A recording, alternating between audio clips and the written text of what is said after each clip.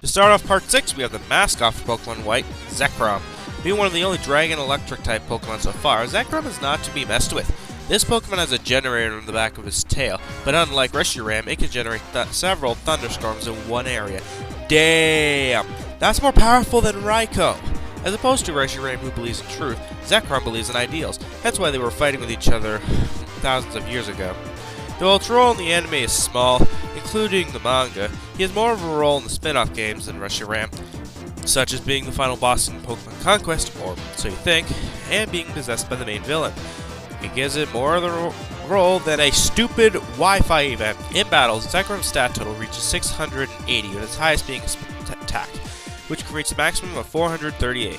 That's so strong it is one of the highest attack stats of all electric Pokemon, and is tied with Dialga and Palkia for the highest defense of all Dragon types. Zekrom has at least 8 stat moves while leveling up, and it can learn moves from Electric, Dragon, Rock, Psychic, Dark, Normal, Poison, Water, Ghost, Fighting, Flying, and Steel. Damn impressive! Hell, Zekrom is resistant to 6 of the 17 types and only has 3 weaknesses. Now, in terms of origin, Zekrom is based around the yin symbol for Chinese mythology. It stands for darkness. So overall, with good stats, awesome design, and an awesome move pool, Zekrom is a good Pokemon I'd recommend. At number 13, we have the mother of a legendary Pokemon disputed, Manaphy. Oh hey Shiny Co, what's up? Only number 13? Come on Shiny, you know it's my list. But he's so cute! I know that, that's why it's this high on the list. How'd you get into my video again? Big Mac gave me the password. Oh, well, you wanna stay and watch the rest of the century? Thanks, but no thanks. I have a contest to take care of. Wish me luck! Good luck. Getting back on topic, Manaphy is one of the cutest Pokemon I've ever seen. Being based off sea angels, similar to Manaphy, sibling, or offspring, Phione. But to be more specific, this one was based off transparent ocean mollusks. Manaphy is the lightest water Pokemon thus far, excluding Phione. Thus, its typing is Mono Water, the most overused typing in the games. Manaphy is still really good though. In battle, Manaphy's stat total is the same as Victini's, and its stats are 100 base, similar to Mew. But unlike my issue with Victini, it makes sense because for the most part, it is portrayed as a newborn Pokemon, so its stats have yet to develop. Also, Manaphy has a signature move to it like its legendary brethren, Heart Swap, which could switch any stat increase or decrease with other Pokemon, though it doesn't learn this move until level 80, which asks this question in the movie: how can Manaphy learn this move if she can't learn until level 80? And this is not like a Manaphy that's been seen for a long time, this is a newborn. How? I guess we got an old Riolu learning a move before his time case here. But the thing is, when it comes to the manga, she didn't have much of a role in it, except in the manga version of Ranger and the Temple of the Sea. I didn't read this manga. So let's talk about its appearance in the movie version, although I already kind of disputed it a little bit. Manaphy in that movie looked at May as its mother after she saved the Manaphy egg. But aside from that, it didn't have much of a role except developing a bond with May, but Manaphy's final words with her was pretty emotional, further concluding their character arc in said movie, though I found it to be a little annoying. Then again, it's a newborn, so honestly. Manaphy, you are one awesome, cute, and emotional water type. And yet people want to bash this typing. I don't get it. Bonk!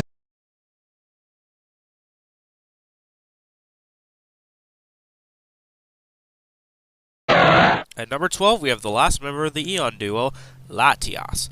Why do I like Latias more than Latios, you ask? First off, I got her before I got Latios since I got Ruby when I was younger. Didn't know it's Sapphire, by the way. Second off, I find Latios to be cuter than Latios in terms of design. And finally, its pre-alpha sketch is hilarious. Black and white Kyurem, anyone? Tss. Now on to the other reasons. Latias, like its brother, is based off a jet plane and a dragon, but Latias is more focused on special defense instead of attack. But it still has the record for the highest speed of all dragon Pokemon with its older brother. Now in terms of the movie, Latias had a bit more of a role than her brother did, because she was with Ash and the gang longer, and even helped out Ash when they were being chased, and like Manaphy, had an emotional moment after losing her brother. But that was about it, and ignoring the crush on Ash, she didn't do much except for that. And by the way, no, I'm not counting the special with Brock's brother fighting a Latias, because it's not out in the US. Can't really say much more about it. I just like this Pokemon. So let's go on to number 11. At number 11 is the symbol of fire that burned down the brass tower, Entei. Being my second favorite of the legendary dogs, Entei must have a lot of good things about him if he's this high on the list, right? Yes. Being based off of a lion, he kinda reminds me of what Simba would look like if he merged with a Heatran. Simba was a bitch, everyone knows that! He may be a bitch, but he's the one cool son of a bitch. In battle, Entei's stat total is the same as Raikou and its fellow legendaries. Its highest stat, however, is attack, which can reach a maximum of 361. One nifty thing about Entei's stat is that HP and attack both have 115 base stat, and yet Entei's HP stat is the highest stat of all fire types. No joke, Entei's HP stat is actually the highest for all fire. No joke. Though it has no signature move, it doesn't mean I can't put it above Pokemon that have sig moves. I like its design. It makes it look badass, making it my favorite design of the legendary dogs. My favorite thing about Entei, though, is in the Spell of the Unknown movie. Although it is an illusion, Entei appears to be a badass Pokemon. Hell, he nearly killed Charizard and Ash. That's friggin' strong. He also acted like a father figure to the secondary villain Molly, after her real father was trapped by those shitty psychic Pokemon. Yes, I say unknown shitty. And hell, he's voiced by Dan Green. No wonder he's so badly. So overall, Entei is my favorite fire type in terms... Well, actually my second favorite fire type in Johto, but my third favorite in all of Pokemon. Yeah, I said this already, I like fire types. I don't believe it. Brace yourself. Oh god, this guy is beastly. Being based off an oxen and a bighorn sheep, Terrakion's design is my favorite out of all fighting types. Yeah, it's even better than Sog. Yep, I went there. Plus its typing. Rock and Fighting makes it the only Pokemon that has this type thus far. It was also based off of Porthos from the Three Musketeers book, like its other members of the trio. He also has a hatred for humans, considering how they destroy Pokemon habitats, and it is also strong enough to break castle walls. Damn! Screw a battering ram, I'll use a Terrakion to break into a castle. In battle, though Terrakion has the same stat total as its brethren, Terrakion's highest stat is attack, which can reach a maximum of 392.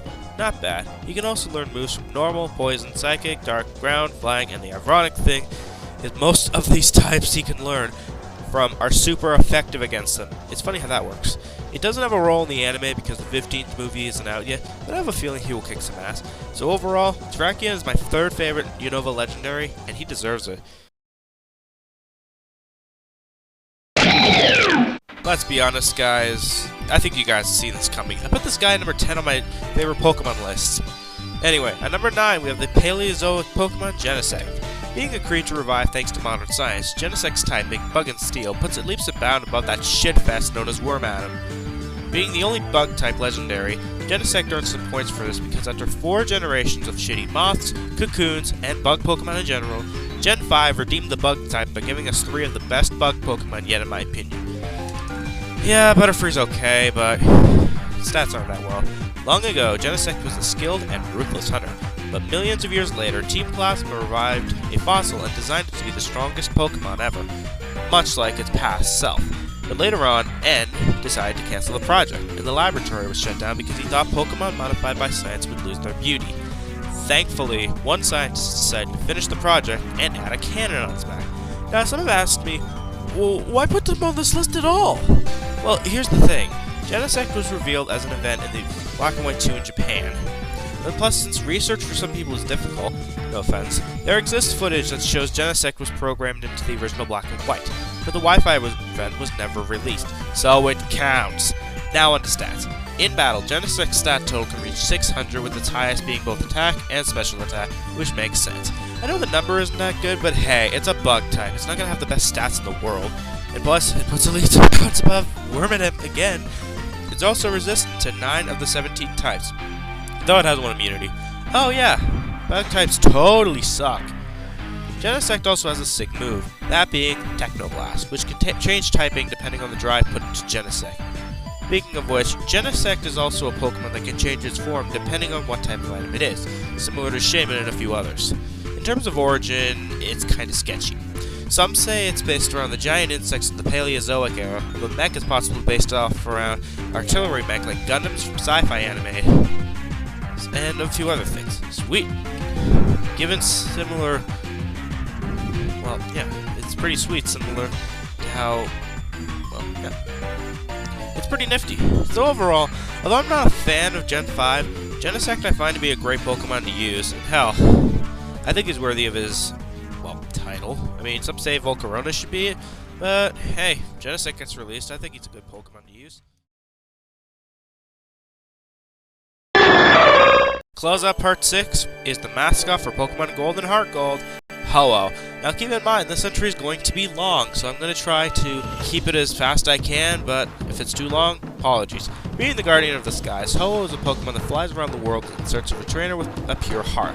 As such, it has rarely appeared in front of humans. In Pokemon Gold, all you had to do was travel to the Tin Tower and battle it, of course with a Rainbow Wing ring. In the remix, however, depending on which version you get, you would travel with the Bell Tower as usual with a Rainbow Wing, and the Kimono girls from earlier on would appear and begin a ceremony to summon Ho-Oh. I find this version personally of battling Ho-Oh to be symbolic, since it has people commencing a ceremony to summon him, and after that, you battle a Pokemon descending from the heavens. Take that, Arceus! Oh yeah! In battle, Ho-Oh's stat total is 680, with his highest being Special Defense, making it tied with Lugia for the highest Special Defense of all flying Pokemon, and it makes it the strongest Special Defense of all Fire types. But wait, there's more! Ho-Oh has the single highest base stat of all Fire types, and is tied with Lugia and Rayquaza for the highest stat total of all Flying types, and is tied with Reshiram for the highest stat of all Fire types. Okay, I think you get the idea. Whew. Ho-Oh also has a signature move, that being Sacred Fire, and its origins are based off of the Hummingbird, or Hummingbird, a bird that is said to never rest and lives its entire life just flying, and it resurrects itself with its ashes and flames, sharing similarities with the Phoenix, so I guess you can call it the Gen 2 version of Moltres. It is also a symbol of fortune and friendship, and happiness to those who glimpse at it. I'm going on for a while, aren't I? Okay. Well, let's go on to Part 7 and finish this list.